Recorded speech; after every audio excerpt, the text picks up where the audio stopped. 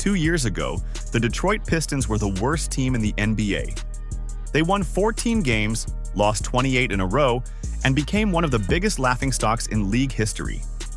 Fast forward to right now, and the Pistons are sitting at 41-13 with the best record in the Eastern Conference. This isn't some hot streak. This isn't a fluke. Detroit has the best record in the entire NBA, 2 All-Stars, a Coach of the Year frontrunner, and one of the most dominant defenses in basketball. And almost nobody is talking about it. So let's break down how the Detroit Pistons went from historically terrible to the best team in the league, and why they might be the most dangerous team heading into the playoffs. Because this story is one of the craziest turnarounds the NBA has ever seen. To understand how special this Pistons season is, you have to understand just how bad things were. In 2023-24, Detroit went 14-68. That's not a typo. They had a 28-game losing streak, the longest single-season losing streak in NBA history. They went winless for the entire month of November. It was the worst season in franchise history and one of the worst in the modern NBA.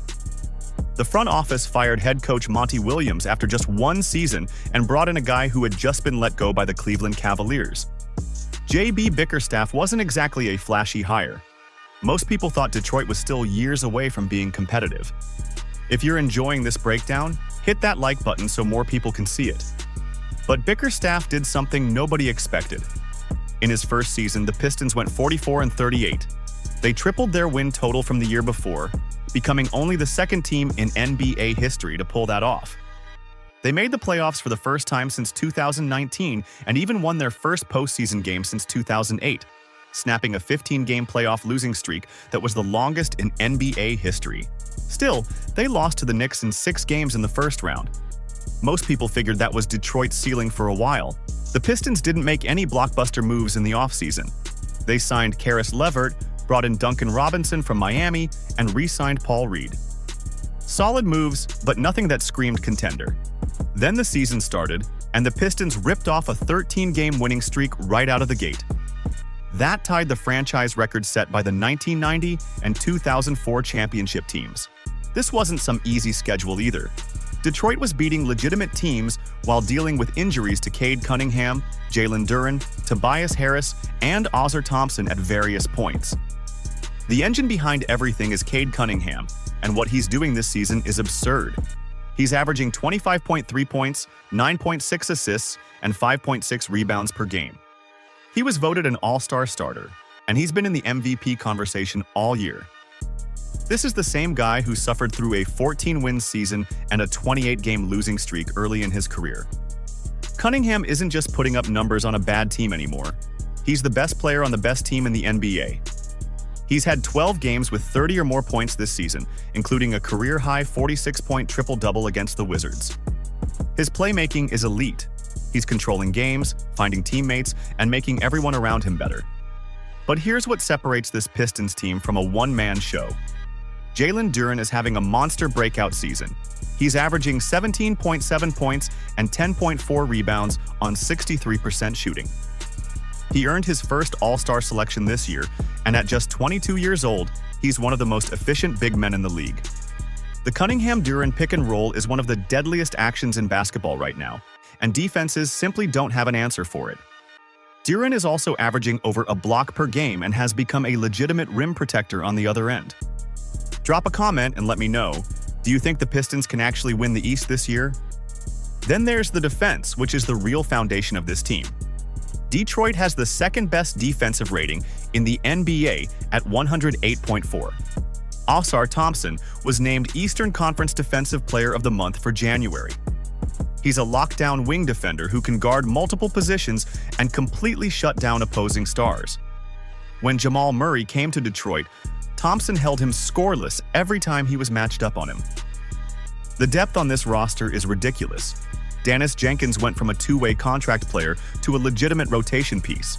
He dropped 25 points off the bench against the Cavaliers, went 6 for 6 from 3 1/4, and even hit a game-tying 3 against the Wizards to force overtime. Duncan Robinson provides elite floor spacing that opens up driving lanes for Cunningham and Duren. Tobias Harris is the steady veteran who does all the little things. Ron Holland and Isaiah Stewart bring defensive toughness and energy every single night.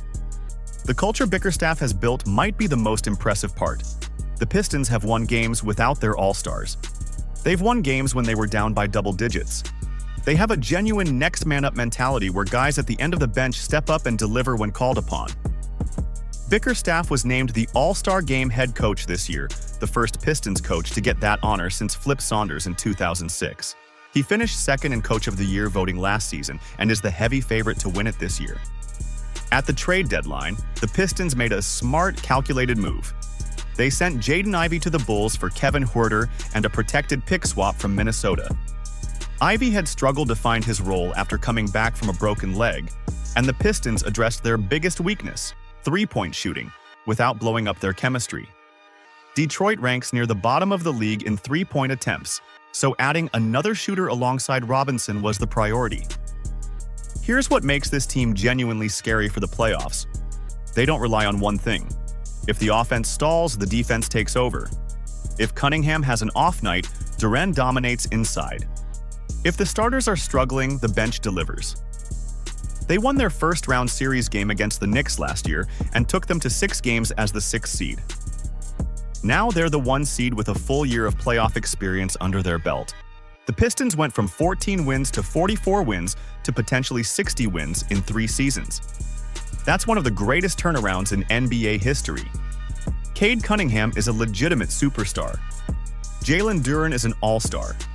Bickerstaff is coaching at an elite level. And the scary part is, almost everyone on this roster is 25 or younger. This isn't a team peaking with aging stars. This is a team that's just getting started. If you're sleeping on the Detroit Pistons, it's time to wake up. Subscribe so you don't miss our playoff coverage, because this team is going to be a problem for everyone in the East.